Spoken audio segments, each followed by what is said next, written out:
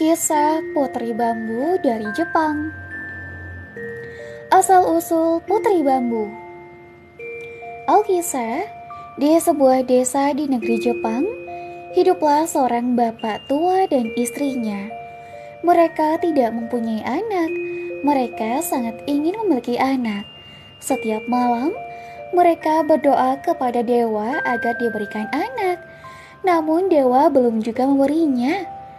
Bapak tua bekerja sebagai penebang bambu. Ia menebang dan memotong-motong bambu, lalu menjualnya ke kota. Suatu hari, saat hendak menebang bambu, bapak tua melihat seberkas cahaya di antara rimbunan batang bambu. Ia mendekati cahaya itu. Cahaya itu ternyata datang dari sebuah batang bambu. Dengan hati-hati, bapak tua membelah bambu yang bercahaya itu. Di dalam batang bambu, bapak tua menemukan seorang bayi. Dengan senang hati, bapak tua mengangkat bayi itu dan membawanya pulang. Ia menceritakan pada istrinya bagaimana menemukan bayi mungil dan cantik itu. Istri bapak tua senang sekali.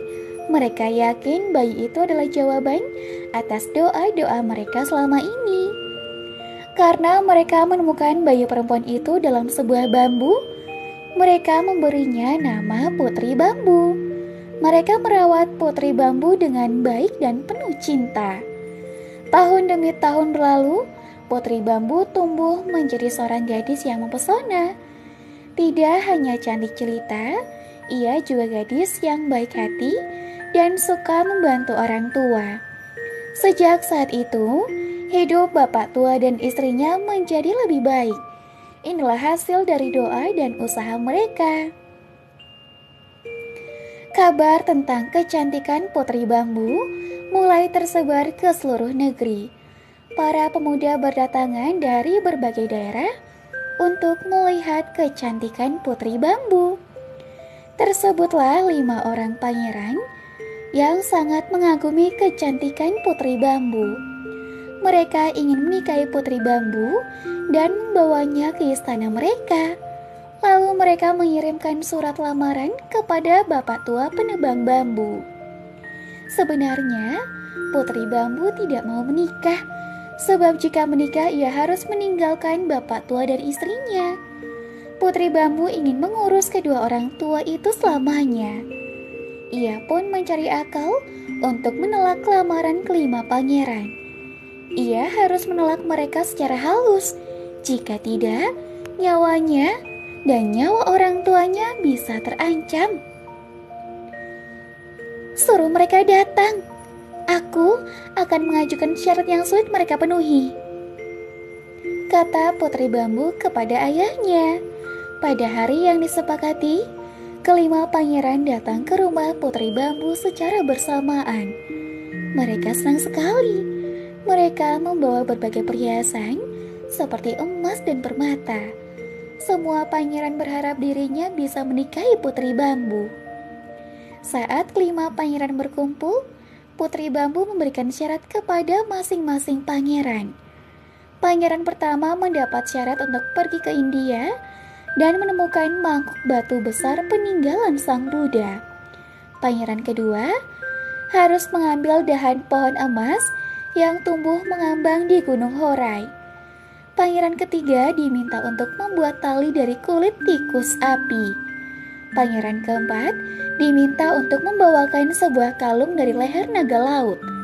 Terakhir, pangeran kelima diberi syarat agar membawakan kulit kacang yang disembunyikan oleh burung layang-layang di sarangnya. Kelima pangeran bersemangat sekali untuk memenuhi syarat yang diajukan oleh Putri Bambu. Padahal semua syarat itu hanyalah siasat Putri Bambu agar kelima pangeran tidak jadi menikahinya. Salah satu dari kelima pangeran yang melamar Putri Bambu adalah Pangeran yang angkuh. Ia mendapat tugas untuk merebut kalung milik naga laut. Pangeran angkuh adalah seorang yang sombong dan pengecut. Ia mengajak prajuritnya untuk mencari naga laut dan merebut kalungnya. Para prajurit kebingungan. Mereka tahu cerita naga laut hanya bohong belaka. Jika memang ada, naga laut pasti akan membunuh mereka. Mereka pun memohon agar Pangeran Angku tidak melakukannya. Pengecut kalian, aku tidak takut pada seekor naga, ucap Pangeran Angku. Mendengar hal itu, mereka pun terpaksa berangkat bersama Pangeran Angku. Awalnya, semua berjalan baik-baik saja. Pada malam ketiga, badai besar datang. Perahu Pangeran Angku terombang-ambing di tengah lautan. Hujan deras disambung kilat dan guntur bergemuruh menciutkan hati. Pangeran Angku yang awalnya sombong, kini menjadi takut. Ia menggigil di sudut perahu. "Mengapa kalian membawaku ke tempat yang mengerikan ini?" kata Pangeran Angku. Para prajurit tidak kuasa menahan tawa melihat tingkah Pangeran Angku. "Pasti naga laut yang mengirim badai ini. Sebaiknya Anda berjanji tidak akan membunuhnya. Mungkin ia akan membiarkan kita hidup," kata para prajurit. Dengan terbata-bata ketakutan, Pangeran Angku pun berjanji tidak akan membunuh naga laut. Lalu setelah beberapa saat badai berhenti, namun sang Pangeran Angku sudah pingsan karena ketakutan. Akhirnya, perahu berlabuh di sebuah pulau. Ketika Pangeran Angku siuman, ia menangis sekerasnya. Ia berjanji tidak akan lagi pergi melaut selamanya, walaupun demi 100 putri secantik Putri Bambu. Sementara itu, nasib keempat pangeran lain yang melamar Putri Bambu tidak jauh berbeda dengan Pangeran Angku. Mereka tidak mampu memenuhi syarat yang diajukan Putri Bambu.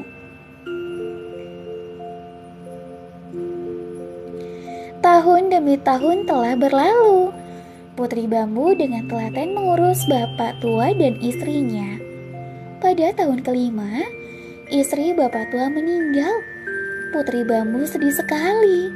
Sejak saat itu, ia sering duduk termangu dan memandang bulan purnama. "Putriku, katakan apa yang mengganggu hatimu?" tanya si bapak. "Aku sedih karena aku sebentar lagi meninggalkanmu. Rumahku sesungguhnya adalah bulan. Aku dikirim ke bumi untuk merawatmu. Kini waktunya hampir habis. Pada bulan purnama berikutnya, mereka akan menjemputku." "Tidak, janganlah. Aku tidak akan membiarkan mereka membawamu." "Percuma saja. Tidak ada seorang pun yang bisa menghalangi." Bapak tua meminta bantuan kaisar. Kaisar berjanji akan mengirim semua prajuritnya untuk menghalangi kepergian Putri Bambu. Pada malam bulan purnama berikutnya, ribuan prajurit kaisar berjaga di sekeliling rumah bapak tua. Putri Bambu menemui bapak tua yang terbaring di kamarnya. Penyakit yang diderita bapak tua sudah sangat parah. "Sekarang aku tahu mengapa kau harus pergi," kata bapak tua dengan suara lemah. "Itu karena aku pun akan pergi. Terima kasih untuk semua kebahagiaan yang kau bawa kepada kami." Kemudian, bapak tua penebang bambu pun meninggal dengan tenang. Putri Bambu menangis terseduh-seduh. Semakin malam, bulan semakin mencapai puncaknya. Lalu muncul cahaya seperti sebuah jembatan menghubungkan bulan dan bumi. Dari jembatan itu datang beberapa sosok putih. Para prajurit penjaga terkejut melihat pemandangan itu. Mereka hendak bergerak, namun tubuh mereka mendadak menjadi kaku seperti batu. Salah satu sosok putih memasangkan mantel putih kepadanya. Ia dan sosok-sosok itu melayang ke langit, meninggalkan jejak kabut putih dan lembut. Rombongan mereka melewati puncak gunung Fujiyama dan naik ke bulan. Sampai sekarang, orang Jepang masih sering melihat kabut tipis bergerak melewati puncak gunung Fujiyama. Mereka yakin itu adalah orang-orang bulan yang pulang setelah memberikan kebahagiaan kepada manusia di bumi. Begitulah kisah Putri Bambu. Oke, sekarang kita bahas pesan moralnya. Yang pertama ada berdoalah kepada Tuhan dan berusahalah keras agar keinginanmu terkabul. Setelah berdoa, jadilah orang yang baik dan suka membantu orang lain. Sebab Tuhan sayang pada orang yang suka membantu orang lain. Kemudian, jika menolak sesuatu, usahakan jangan menyinggung perasaan orang yang ditolak. Terkadang cara kita menolak menentukan sikap orang lain terhadap kita. Selanjutnya, jangan pernah memiliki sifat angkuh atau sombong, sebab hal itu hanya akan mencelakai diri kita sendiri. Selain itu, sifat angkuh juga dibenci Tuhan. Dan terakhir, Tuhan selalu mempunyai rencana yang lebih baik untuk kita.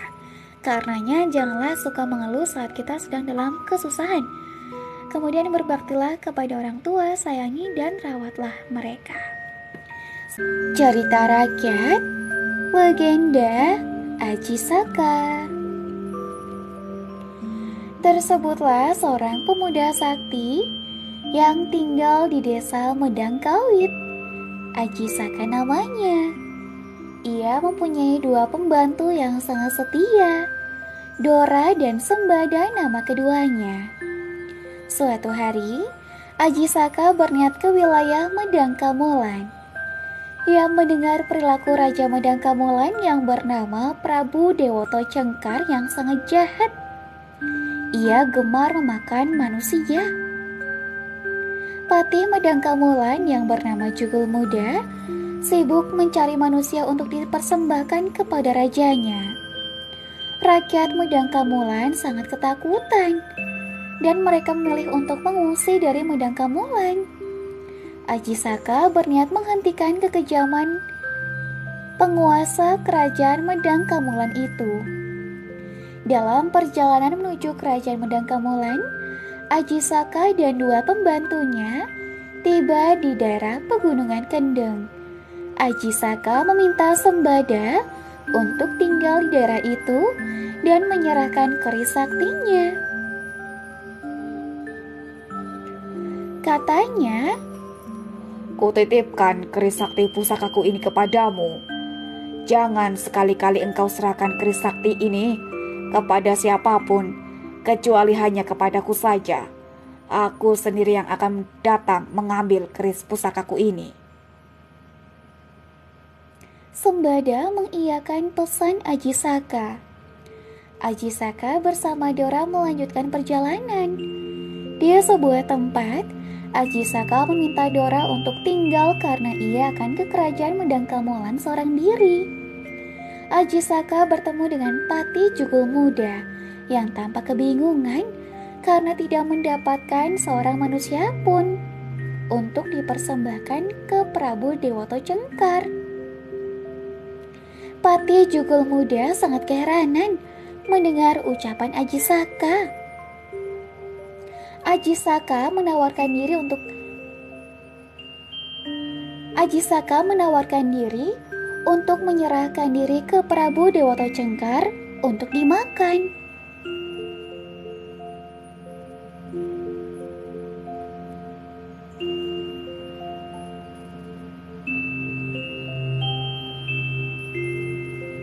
Berbeda dengan orang-orang lainnya yang sangat ketakutan, ketika dihadapkan pada Prabu Dewoto Cengkar, Aji Saka tampak tenang. Sama sekali ia tidak menunjukkan ketakutan. Lalu ia berkata, Sebelum hamba paduka makan, perkenankan hamba mengajukan satu syarat lebih dahulu. Syarat? Syarat apa yang engkau kehendaki? jawab Prabu Dewata Cengkar. Hamba meminta imbalan tanah seluas surban yang hamba kenakan ini. Tak terkirakan gembiranya hati Prabu Dewata Cengkar mendengar syarat yang diajukan Aji Saka. Syarat yang sangat mudah menurutnya, hanya dengan memberikan imbalan tanah seluas surban yang dikenakan. Maka ia berkata, Aku akan penuhi permintaanmu. Lekas engkau buka surbanmu itu dan gelarlah.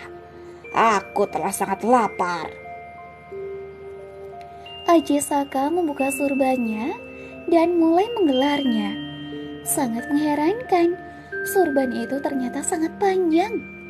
Surban seolah-olah tidak putus-putusnya digelar, hingga wilayah kerajaan Medang Kamulan pun kurang panjang.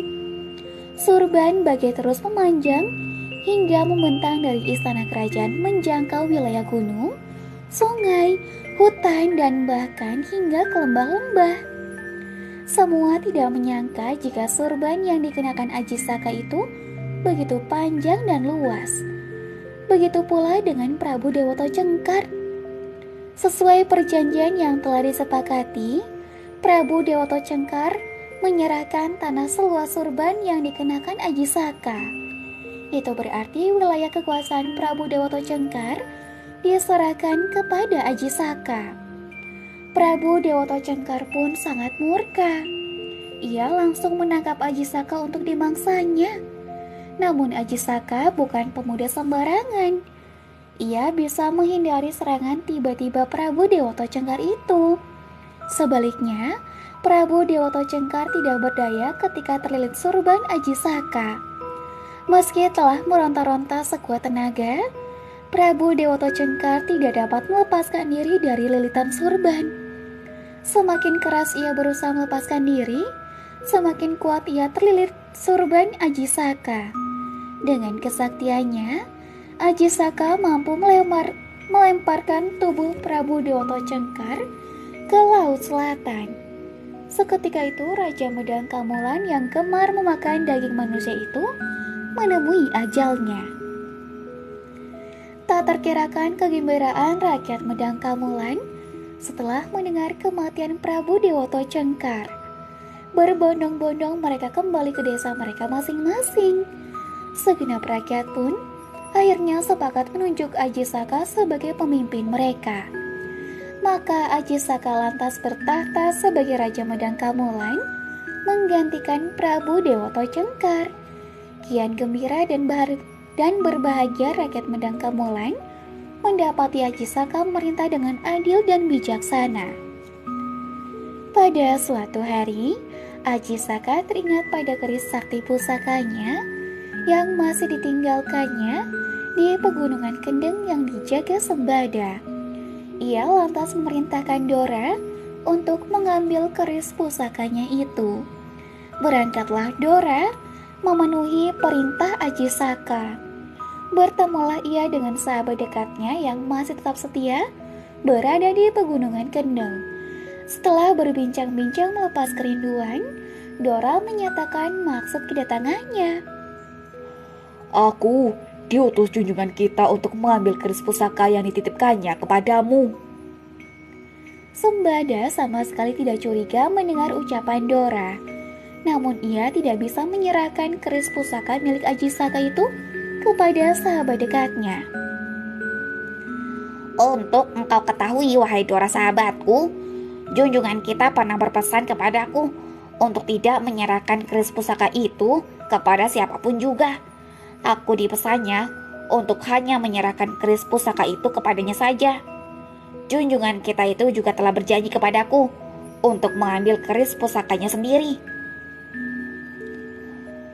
Sembada sahabatku, apakah engkau mencurigai aku? Demi Sang Hyang Dewata Agung, aku sungguh-sungguh menjalankan perintah junjungan kita. Namun, tetap juga Sembada tidak berkenan memberikan keris pusaka milik Aji Saka. Ia tetap bersikeras hanya akan menyerahkan keris pusaka itu kepada Aji Saka sesuai amanat yang diterimanya. Perselisihan itu terus meruncing hingga akhirnya terjadilah pertarungan di antara dua sahabat dekat itu. Aji Saka terus menunggu di istana kerajaan Medangkamulan. Benar-benar heran ia karena Dora yang diutusnya belum juga kembali. Menurutnya, Dora seharusnya telah kembali. Karena keheranan dan penasarannya, Aji Saka pun bergegas menuju pegunungan Kendeng. Tak terkirakan terperanjatnya Aji Saka ketika tiba. Ia mendapati dua pembantu setianya itu telah tewas karena pusaka masing-masing. Mengertilah Aji Saka jika kedua pembantu setianya itu telah bertarung demi menjaga amanat yang diberikannya. Sembada akan mati-matian menjaga amanatnya untuk tidak memberikan keris pusaka titipannya kepada siapapun selain dirinya sendiri. Sementara Dora akan mati-matian pula meminta keris pusaka itu sesuai perintahnya.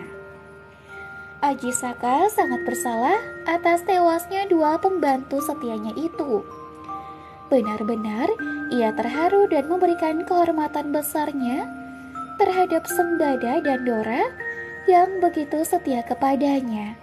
Keduanya rela mati demi menjaga amanat dan perintah yang mereka emban. Sebagai wujud penghormatannya atas kesetiaan dua pembantunya, Aji Saka lantas menuliskan huruf-huruf di atas batu. Bunyi tulisan itu adalah Hanacaraka Data Sawala, pada jayanya Maga Badanga. Makna tulisan itu adalah ada utusan itu saling bertengkar, keduanya sama-sama sakti dan keduanya pun mati. Tulisan Aji Saka itu kemudian dikenal dengan nama Carakan dan menjadi asal mula huruf Jawa yang hingga kini masih juga menjadi tulisan dan juga bacaan orang-orang Jawa. Itulah cerita rakyat legenda Aji Saka. Dari kisah ini pesan yang bisa diambil adalah memegang dan menjalankan amanat hendaklah dilakukan sebaik dan sekuat yang dapat kita lakukan. Orang yang memegang dan menjalankan amanat dengan baik akan mendapatkan kehormatan di kemudian hari. Kisah Kancil dan Cicak Badung. Dikisahkan ada seekor kancil yang berteman dengan sekelompok semut. Pada suatu ketika, di hari yang cerah, mereka sedang bermain bersama di sungai yang ada di dalam hutan. Si kancil meloncat-loncat dengan gembira di tengah sungai. Sementara itu, ada sebagian semut yang tengah bersenda gurau di tepi sungai, sebagian yang ikut bermain di sungai bersama kancil, dan sebagian lainnya berjalan menyusuri sungai. Saat para semut itu melintasi sungai, mereka melihat ada sebuah pohon apel yang buahnya sudah terlihat matang. Tidak ingin melewatkan kesempatan yang ada, mereka pun memanggil kancil. Kancil, ayo lihat, di sana ada pohon apel yang sudah berbuah. Cepatlah kamu petikan supaya kita bisa makan bersama-sama. Dengan segera, kancil menghampiri pohon apel yang dimaksud, lalu menyundulnya hingga buah-buah itu berjatuhan. Setelahnya, ia menaruh apel-apel tersebut di tepi sungai.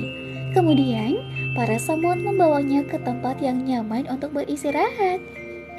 Kancil dan kawanan semut itu akhirnya berteduh di bawah pohon yang lebat sambil menyantap apel yang baru saja dipetiknya dengan lahap. Akan tetapi, saat mereka sedang menikmati makanannya, datanglah seekor cicak yang tiba-tiba mengambil beberapa apel di sana, lalu kabur dengan cepat. Melihat itu, para semut langsung berteriak, Pencuri! Pencuri! Lihat, ada pencuri yang mencuri apel kita. Kancil terkejut mendengar teriakan dari teman-teman kecilnya itu, lalu mencari tahu siapa pencuri yang dimaksud mereka. Ia tersenyum maklum saat mengetahui bahwa si cicak badung yang telah mengambil buah apel mereka tanpa izin. Para semut merasa sedih karena apel yang telah dipetik bersama Kancil malah dicuri begitu saja oleh cicak badung.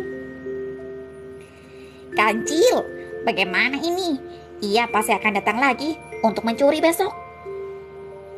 Rengek salah satu dari kawanan semut itu.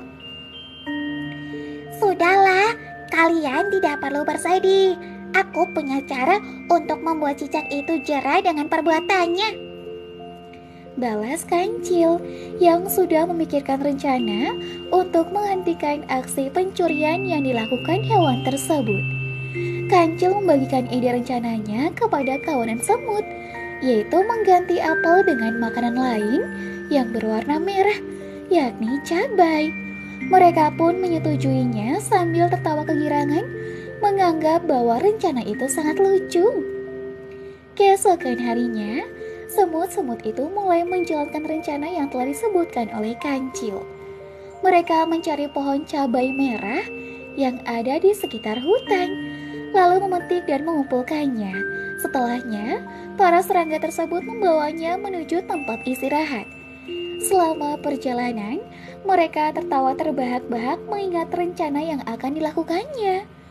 Mereka tidak sabar ingin melihat cicak badung itu kepedesan saat makan cabai. Cabai-cabai tersebut sengaja ditaruh di pinggir agar cicak mudah untuk mengambilnya. Dan mereka sengaja tidak mengawasinya. Seperti biasa, cicak badung tersebut datang menghampiri kawanan semut dan mengambil makanan berwarna merah secara diam-diam.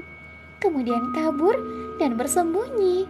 Namun cicak menyadari keanehan yang terjadi ketika mendengar suara tawa para semut itu saat ia mencuri makanan mereka. Sesaat ia bergumam, Mengapa mereka malah tertawa ya? Padahal kemarin saja semut-semut itu sedih karena aku mengambil apel mereka. cicak tidak ingin ambil pusing. Jadi ia tetap memakan makanan berwarna merah yang diambilnya tadi dengan puas. Ia pun kekenyangan hingga tertidur pulas. Ketika cicak badung itu terbangun dari tidurnya, ia tiba-tiba kepikiran dengan para semut yang tertawa girang meskipun makanannya diambil olehnya. Mulai curiga dengan kelakuan mereka yang seperti itu. Karena merasa bingung sekaligus penasaran, akhirnya cicak memutuskan untuk kembali ke tempat kawanan semut itu berada. Di sana, ia menemukan mereka yang sedang berbicara dengan Kancil.